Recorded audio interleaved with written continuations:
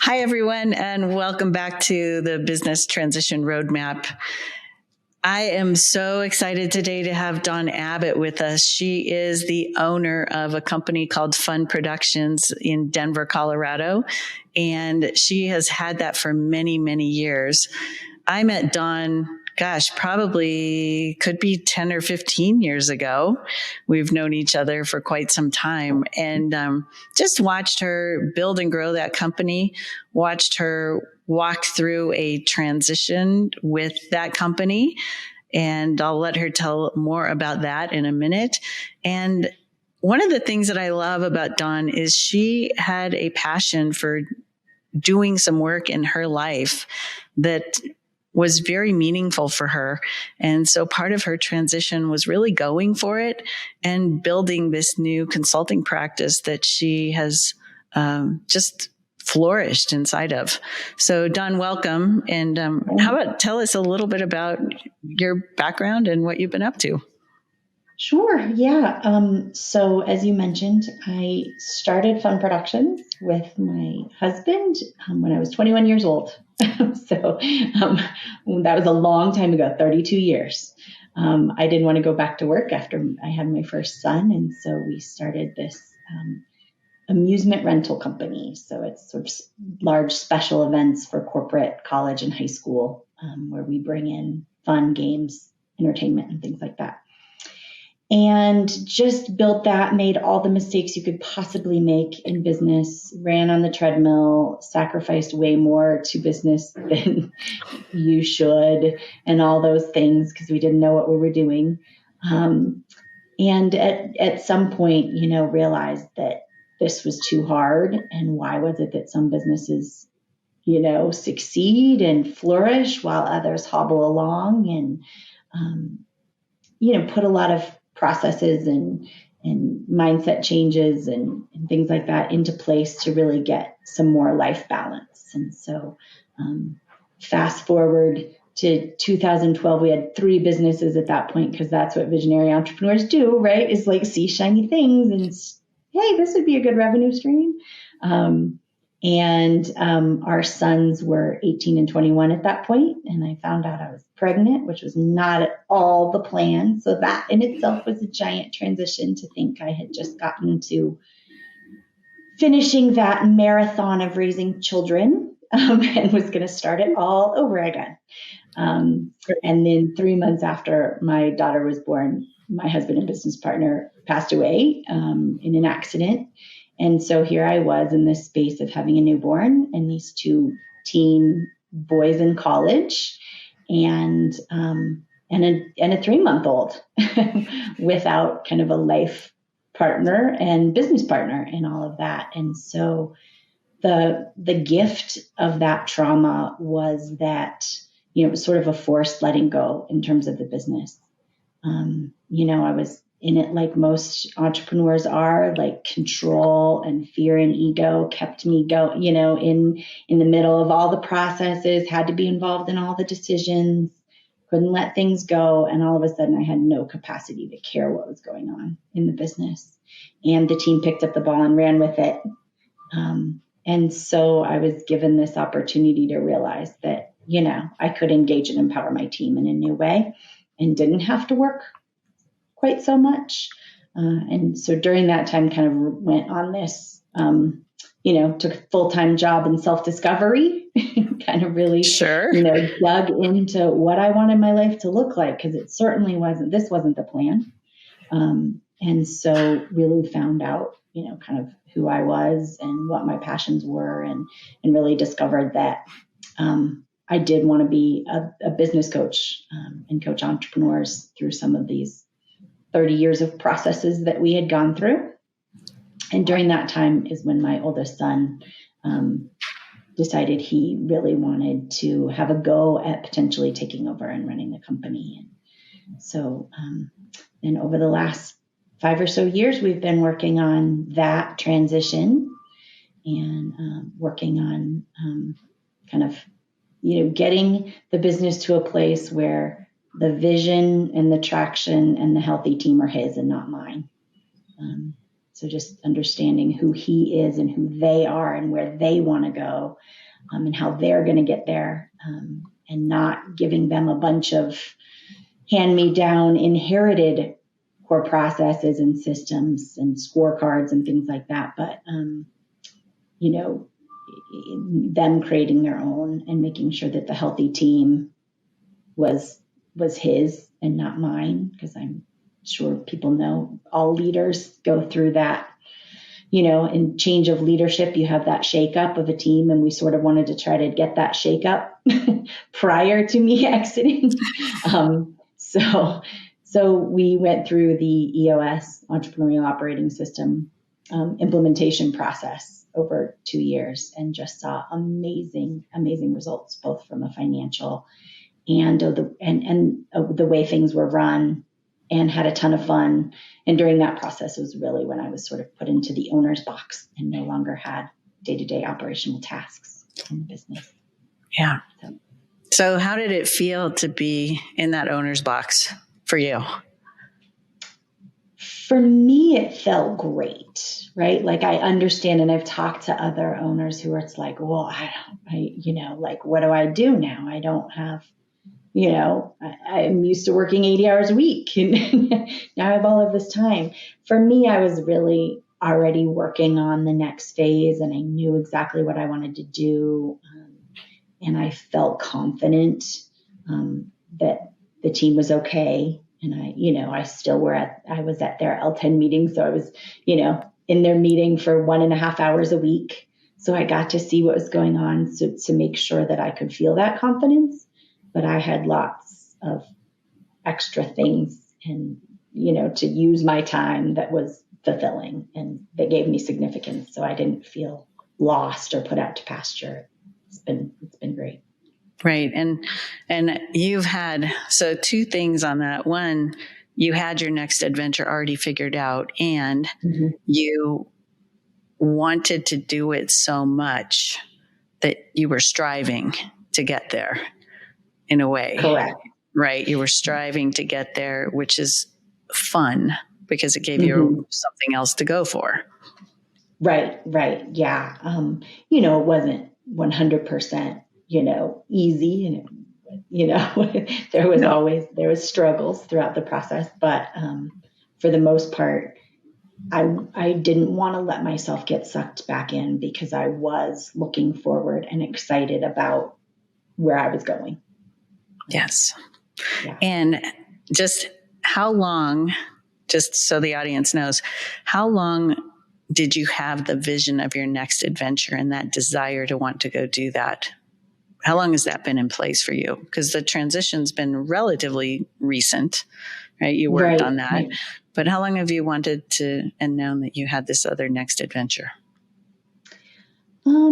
I think I knew almost a decade ago that I wasn't cut out for special events any longer. What I saw, passion in going to events and seeing the trends, and that had dimmed.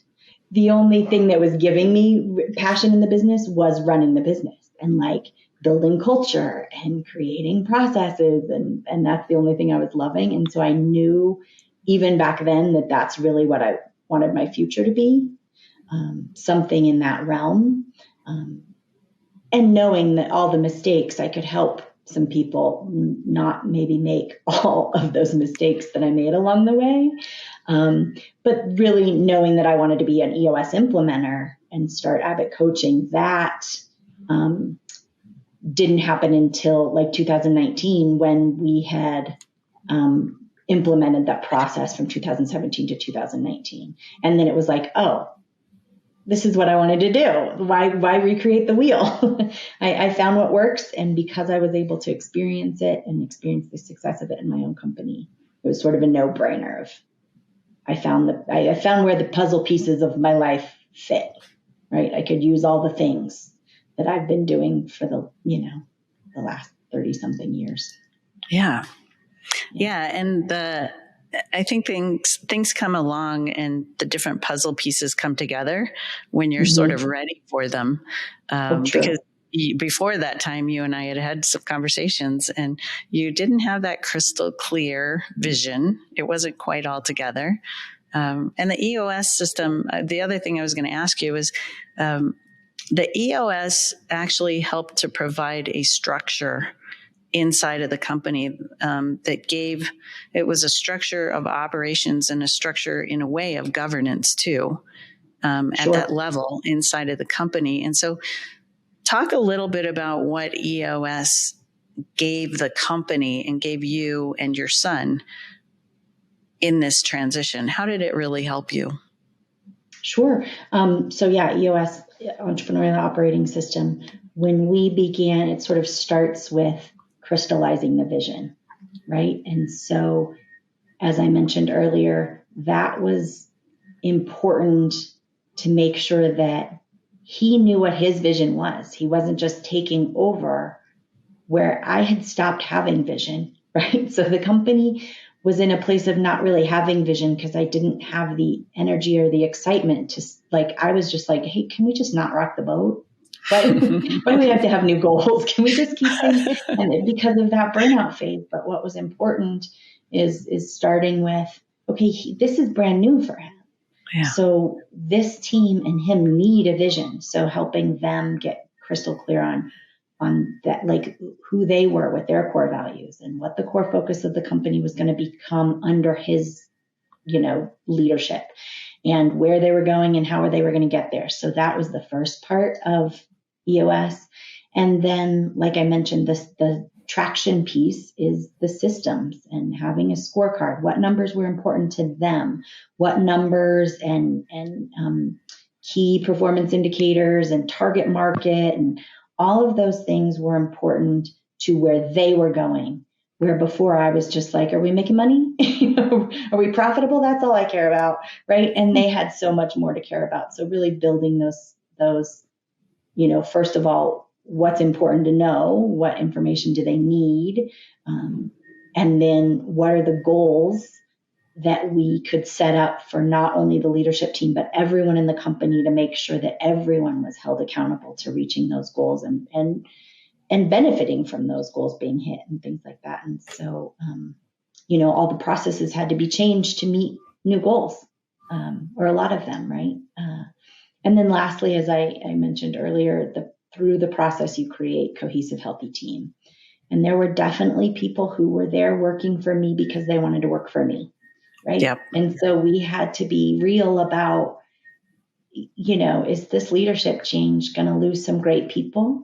And there were definitely some shuffling, right? Just because Josh, my son, had to build a team that thought of him as their leader, not, he was handed the company kind of attitude, right? And so there were several people that are still there that have been there for years and years and years. And, and there was some changes, but it was just important that they stopped looking to me as a leader. And what the process does. Yeah. And the cool thing about it is the big shift that you were able to make, because it's so hard for people who have kept the business running for so many years and been through all of the ups and the downs to actually not only let go, but also become the mentor teacher to help the new people come in and create that foundation that is actually theirs. And I think that that's such an important point that you're making for our listeners and our viewers, is that this really is a very large shift. It's not just, hey, I'm going to bring in a right-hand person. This is, I'm leaving. And this company needs to go on with their vision, new team potentially, and the big recognition that the person who's taking over for you is not you. They're a different person, requiring potentially, again, different people around them as a leader. Yeah. So big deal. Right. Yeah. And my strengths were not his and vice versa. Right. So he needed to shore up different weaknesses. Yeah. So, yeah. Yeah. And, just to reinforce, it's a huge journey to be able to do that, because it's basically learning on the job, just in time training. A lot of because they're coming in, and the business is your case study that he's in the midst of, and trying to figure it out along the way. Just talk a little bit about relationship between you and your son, because I'm sure there were some ups and some downs, and a difference in the business relationship that you have versus the mother-son relationship that you have. Yeah. And I think that is what took the most sort of strategy and struggle. Getting the business and the team ready through the process that we took worked well. The relationship, we're, like I just said, we're two very different people.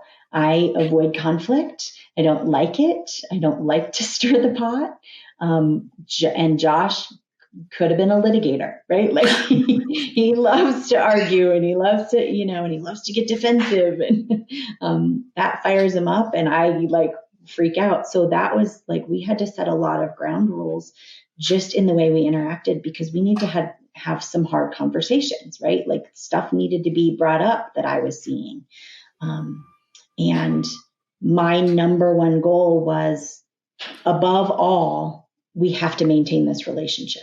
Nothing is worth losing this relationship. So, and that looks different for me because I don't like fighting. So I would bring up something and he would get defensive, and so then I would back down. And so we had to really navigate, let's have some ground rules around how you can speak to me, and what the tone of voice has to be, down to the you can't say that sentence. You can't say those words or whatever, just to make sure that we could be really open and honest, and give negative feedback without hurting each other. And then I think that there's just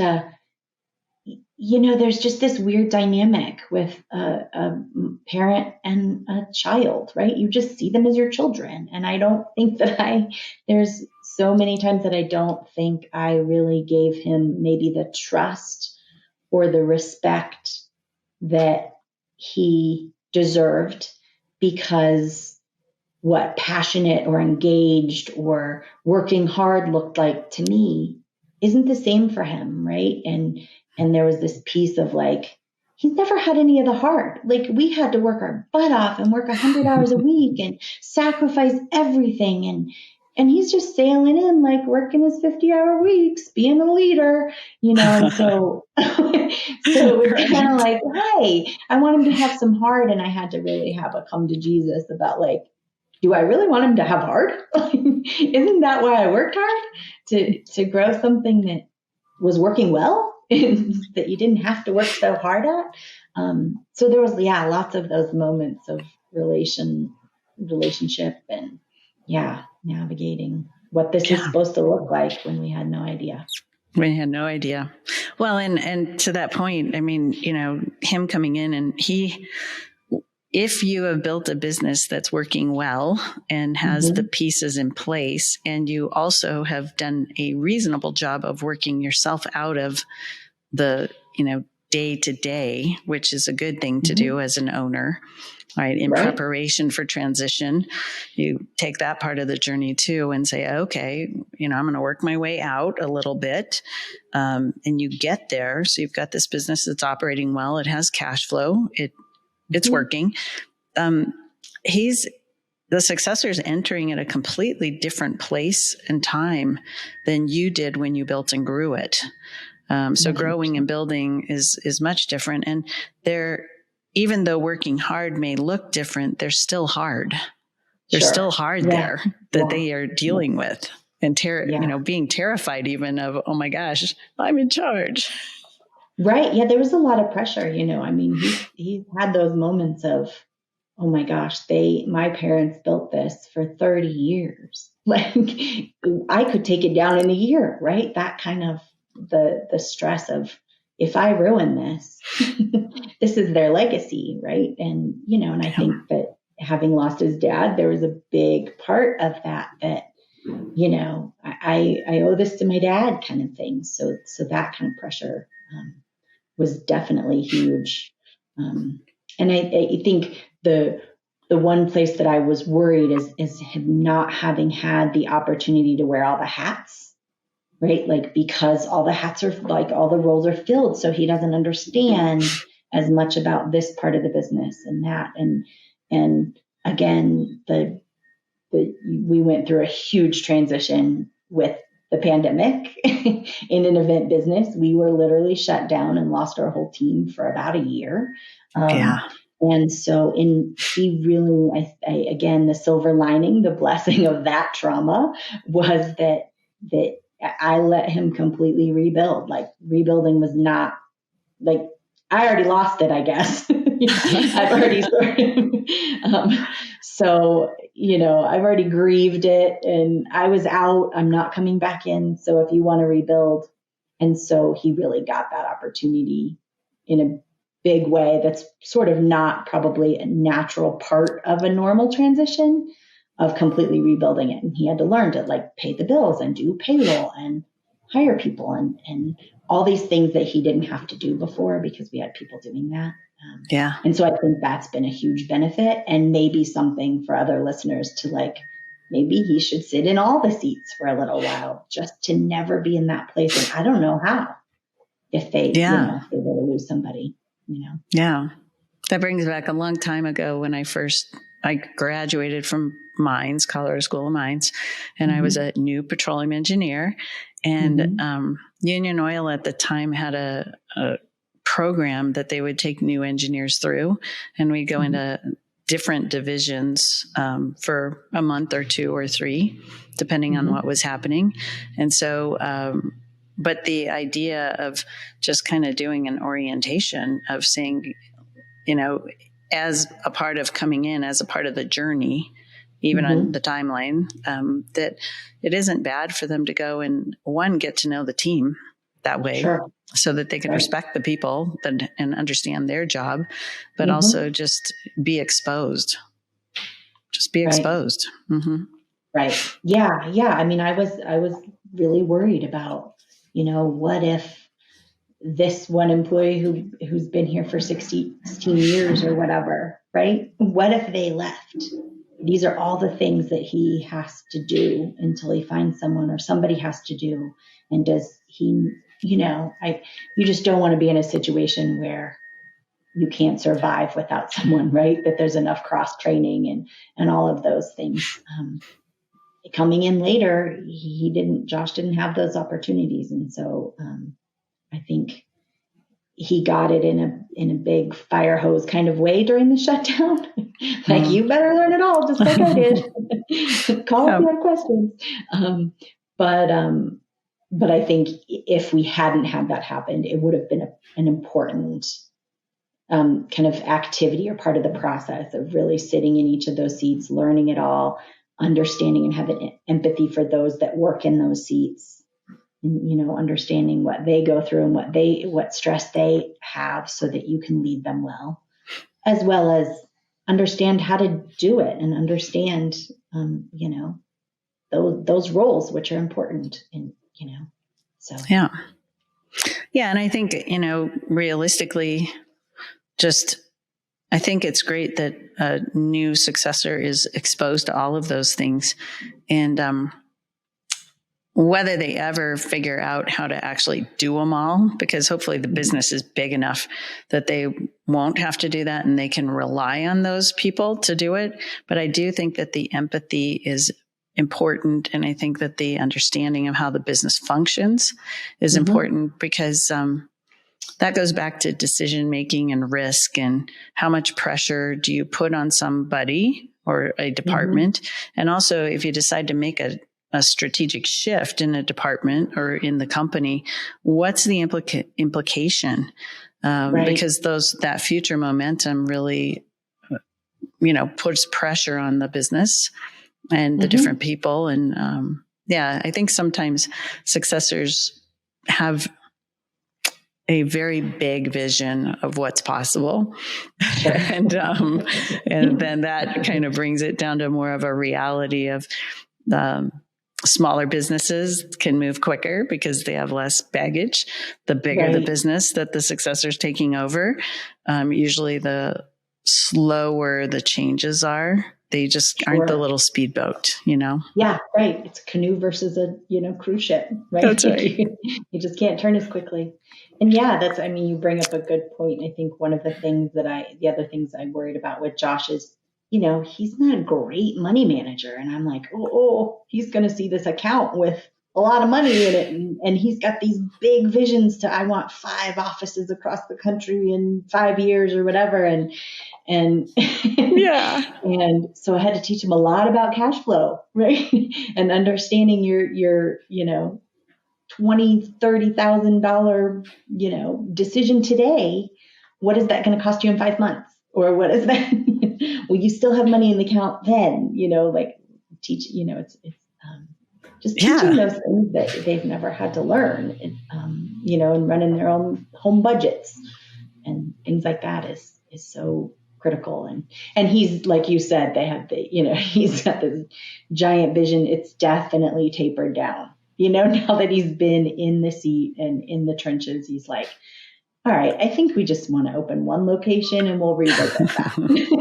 Let's try. Let's go prototype 1. Yeah. See if we like it.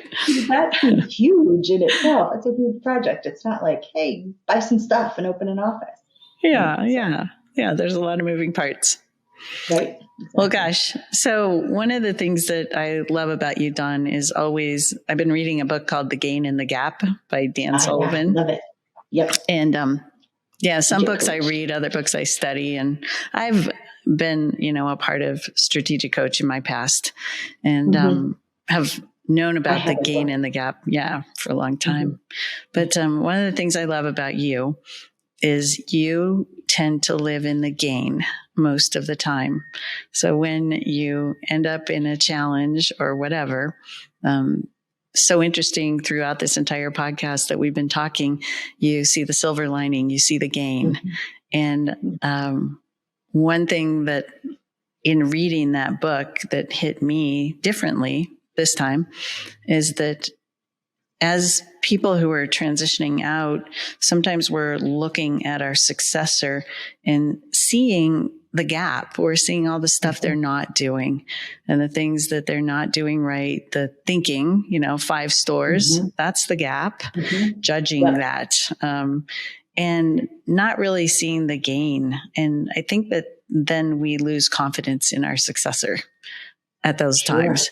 So I just appreciate so much how much you live in that gain. And would like to encourage our listeners to think about that too.